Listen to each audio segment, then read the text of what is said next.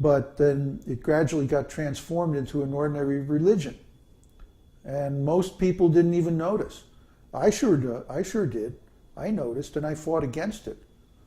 But I wasn't strong enough to prevail, to do anything. Because these guys already had their names on all the legal papers. There wasn't anything anybody could do, and there still isn't anything that anybody could do. I mean, you go on the Sampradaya Sun and different devotee websites like that, and they're all like, yeah, let's purify ISKCON, let's kick these guys out, yeah. Sure. You and what army? They're not going to do anything. They can't. They don't have any legal standing. Try to understand. A non-profit corporation, just like we have a non-profit corporation, nobody can come in and take over our non-profit corporation. It's not possible unless somebody lets them come in, unless somebody votes them in as board members or something like that. Nobody can come in. Nobody can influence what goes on here. No outsider. So these devotees who have left ISKCON, or even when they were in ISKCON, including myself, we had no influence over the management whatsoever. Other people's names were on all the paperwork, not ours. They were the officers, they were the board members, they were the ones who made the decisions, not us. And it's still like that. The same people are still on the paperwork. And they're not going to give up power, and they're going to pass their power on to the people that they choose, not to anybody else. So ISKCON is lost. It's a goner. It's finished.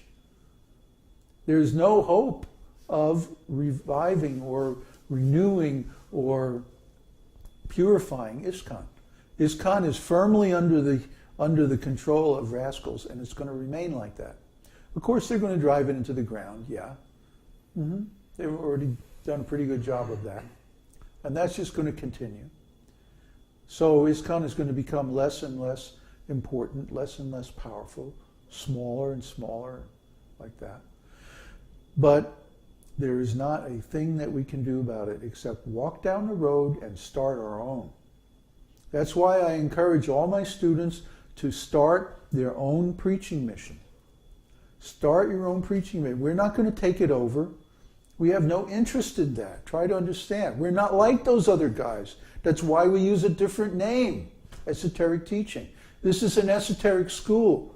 It's not a religion. We're not into power. We're not into politics. We're not into money. We're not into all that nonsense. We just want to see these ideas get out.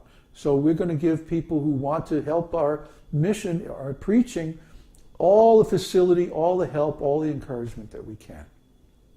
And when you establish something and it's going, great, wonderful. And we'll send you a postcard once in a while from India. You know, Haribo. We don't care about all this nonsense politics.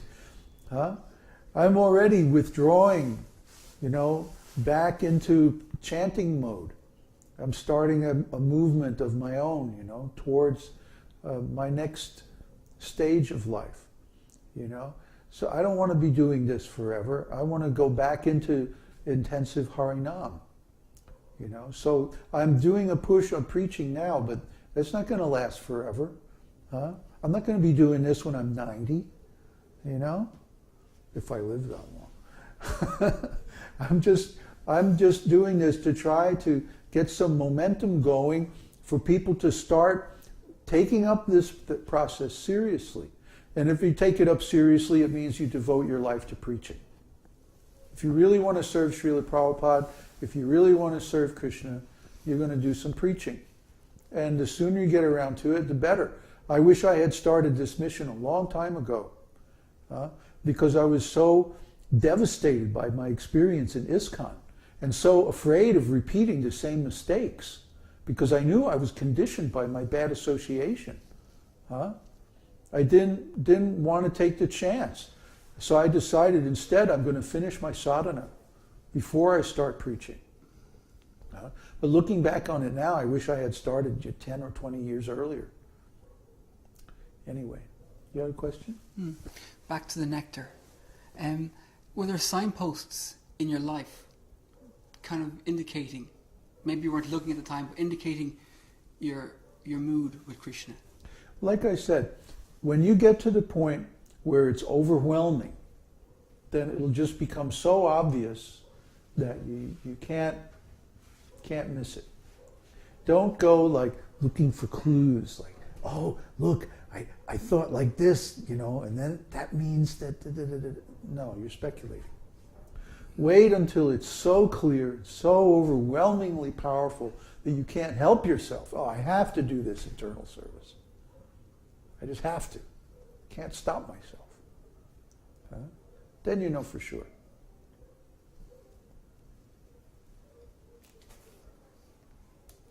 I mean, how long have you been chanting?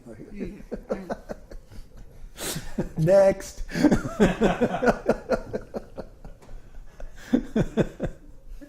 I've been chanting for 2 days. I chanted for 2 hours once and it didn't do anything. You mentioned that you didn't develop your personal relationship until after Krishna Darshan. And is that something that you recommend in general? No. I'm just saying that's what I did. Okay. When you know, you know.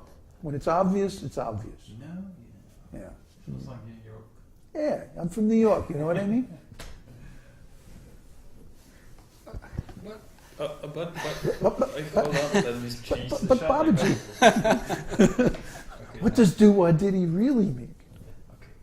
I'm afraid that there's a part of me saying, but there's a part of me saying, do you know? But then that means I don't know. But you know what I mean? I mean, it's like... I want to know, but I don't know. Because it's like, I'm kind of greedy, and I'm a kind of... I don't want to go too far in case I'm causing offense, but it's hardwired. It's kind of like, it's hardwired into myself, but then I'm kind of thinking, is this me, or is it these senses grabbing me? Is it real or is it Memorex? No, at your stage, you may know your general mood. Yeah. Okay, but you have to become purified before you can even think of trying to develop that mood. Yeah. Develop means get into all the details and start your internal service and stuff like that. You're too new. You still have a lot of purification to go through. You have to reach anartha nivritti. Right? Are you at anartha nivritti? Okay. So just put that on the back burner, and concentrate on your Vaidhi sadhana until you reach the stage where, it's all clear. Mm-hmm. Yeah?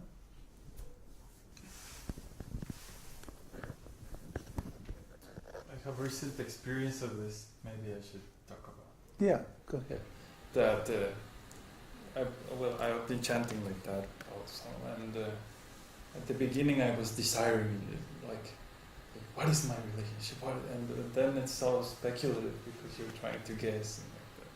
So I basically stopped that and said, okay, it's just speculation. Let me just focus on the chanting, and not think of or try to imagine like that. So once just by doing regular service and like that, or several times has happened now, that I feel a spontaneous mood by looking at a picture or having a spontaneous desire to do some particular activity, like chanting or cooking or whatever.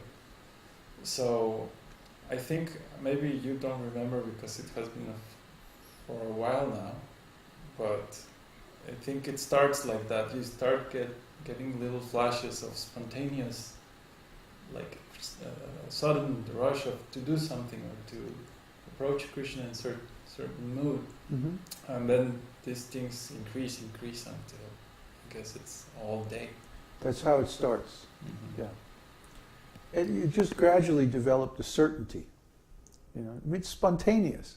See, that's when it just, it pops up. Yeah, it just pops up. Like I didn't know. I always thought my mind assumed that my principal relationship was going to be with Krishna, or maybe Lord Chaitanya. So I would be chanting, and then all of a sudden Lord Nrsimhadev would pop into my mind. Just boom, spontaneously. And he'd tell a joke or something, and then he'd disappear. You just see the tail go. What was that? Hare Krishna, Hare Krishna. I kept thinking, well, this is going to be about Krishna. This is going to be about Krishna. It's going to be, and then the line would show up. That's the example of mind and spontaneous. Yeah, and so I didn't put two and two together for the longest time. Years. And it wasn't until after, when Krishna appeared to me, when Krishna gave me his darshan, he said, you will